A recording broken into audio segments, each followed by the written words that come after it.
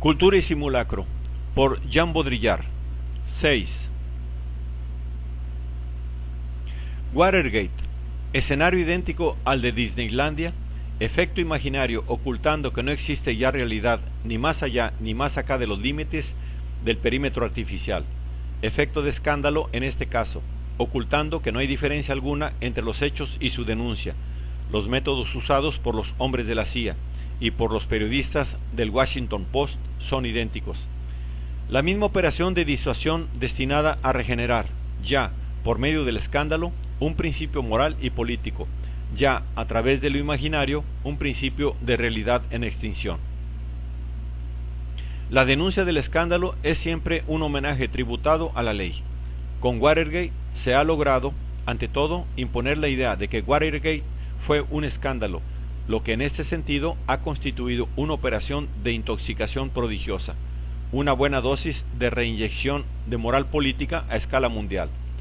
Puede decirse con Bourdieu, lo característico de toda tensión de fuerzas es disimularse como tal y lograr toda su potencia precisamente gracias a este disimulo. Entendiendo lo anterior, de este modo, el capital inmoral y sin escrúpulos solo puede ejercerse tras una superestructura moral. Quien quiera que regenere esta modalidad pública, sea a través de la indignación, de la denuncia, etc., trabaja espontáneamente para el orden del capital. Así lo hicieron los periodistas del Washington Post. Pero esto no sería más que la fórmula de la ideología, y cuando Bourdieu lo anuncia, sobreentiende la relación de fuerzas como verdad de la dominación capitalista, y también él denuncia esta relación como escándalo, situándose en la misma posición determinante y moralista que los periodistas del Washington Post. Lleva a cabo el mismo trabajo de purga y relanzamiento de un orden moral, de un orden de verdad donde se engendra la auténtica violencia simbólica del orden social, más allá de todas las relaciones de fuerzas que no son sino su configuración movediza e indiferente en la conciencia moral y política de los hombres. Bourdieu enmascara que el capital no significa en modo alguno un orden de la racionalidad, de la moralidad o de las relaciones de fuerzas, y como los periodistas del Washington Post, no hace más que simular para denunciarla, una instancia ideal del capitalismo. Ahora bien, esto es todo lo que el capital nos pide: recibirlo como racional o combatirlo en nombre de la racionalidad, recibirlo como moral o combatirlo en nombre de la moralidad. Se trata de lo mismo, y semejante peripecia puede leerse bajo otra forma. Antaño se ponía empeño en disimular un escándalo, hoy el empeño se pone en ocultar que no lo es. Watergate no es un escándalo, he aquí lo que es preciso decir a toda costa, pues es lo que todo el mundo, y antes que nadie, los denunciantes se dedican a ocultar. Semejante disimulo enmascara un ahondamiento de la moralidad, de la puesta en escena primitiva del capital. Su pánico moral, a medida que nos acercamos a la crueldad instantánea, su incomprensible ferocidad, su inmoralidad fundamental, he aquí lo realmente escandaloso, inaceptable para el sistema de equivalencia moral y económica que constituye el axioma del pensamiento de la izquierda desde el siglo de las luces hasta el comunismo. Se le imputa al capital la idea del contrato, pero a él lo tiene sin cuidado, pues es una empresa monstruosa, sin principios, un punto y nada más. El pensamiento iluminado es lo que intenta controlarlo imponiéndole reglas y toda recriminación con avisos de pensamiento revolucionario que con avisos de pensamiento revolucionario está hoy acusando al capital de no seguir las reglas del juego. El poder es injusto, su justicia es una justicia de clase, el capital nos explota, como si el capital estuviera ligado por un contrato a la sociedad que rige.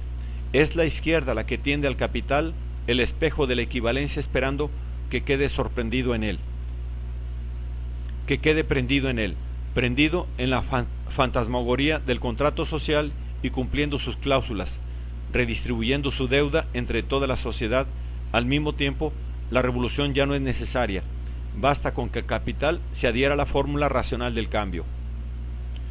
Pero el capital no ha estado nunca unido por un contrato a la sociedad que domina.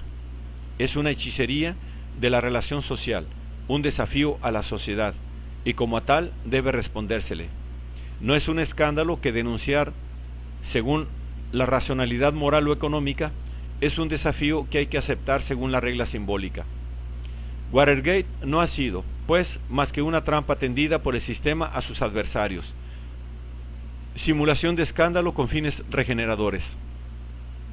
Esto estaría encarnado en el film por el personaje de Deep Throat, de quien se ha dicho que era la eminencia gris de los republicanos manipulando a los periodistas de izquierda para desembarazarse de Nixon.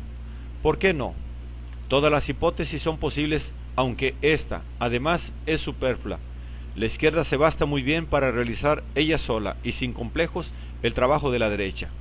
Sería, pues, muy inocente encontrar ahí una especie de amarga buena conciencia, ya que la derecha, por su parte, realiza también espontáneamente el trabajo de la izquierda.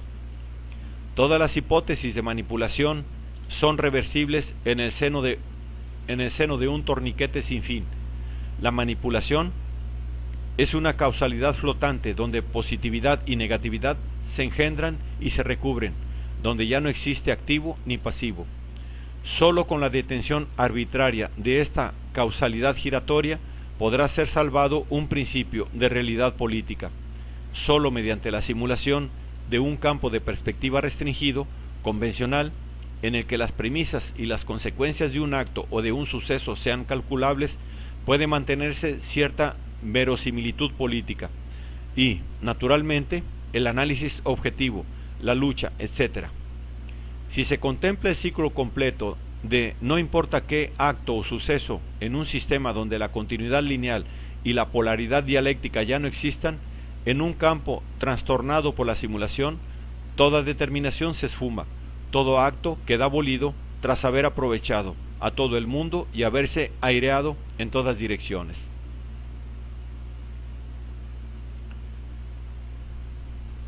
Un atentado en Italia, por ejemplo, es obra de la extrema izquierda, provocación de la extrema derecha o un montaje centrista para desprestigiar los extremismos terroristas y reafirmarse en el poder.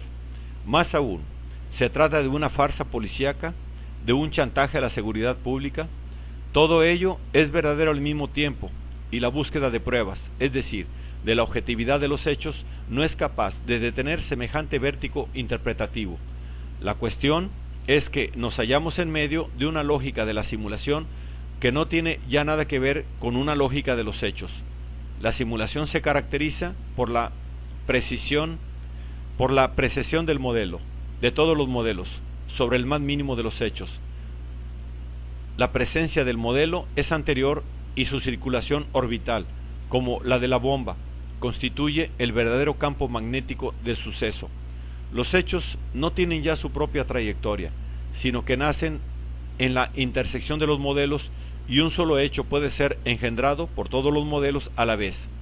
Esta anticipación, esta precesión, este cortocircuito, esta confusión del hecho con su modelo, ya sin desviación de sentido, sin polaridad dialéctica, sin electricidad negativa, implosión de polos opuestos, es la que da lugar a todas las interpretaciones posibles, incluso las más contradictorias. Verdaderas todas, en el sentido de que su verdad consiste en intercambiarse a imagen y semejanza de los modelos de que proceden, en un ciclo generalizado.